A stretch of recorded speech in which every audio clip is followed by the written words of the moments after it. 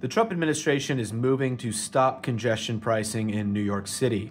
Now, it might feel a little silly to focus on this given that Trump is abandoning our friends and allies, including those being invaded by brutal, murderous dictators, most likely unconstitutionally gutting the federal government, and making a gleeful mockery of mass deporting people who have simply come here for a better life. And as the guy who's usually like, don't worry about planes, they're the safest mode of transportation, even I'm getting a little nervous about the increase in plane crashes lately. But I think this is worth focusing on because it shows how even at our city and state level, a toxic administration like the Trump administration can still come and fuck things up, especially for urbanists and progressives and people who want our urban areas to be more livable and more safe. If they're willing to unconstitutionally gut the federal government, well, who knows what else they're willing to do that is unconstitutional? Who knows what local and state jurisdictions they're willing to violate in order to enact their agenda or just look tough in front of their base?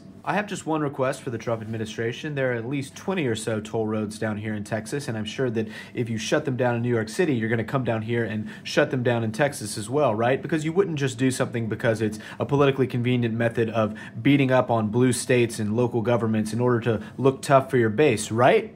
Right?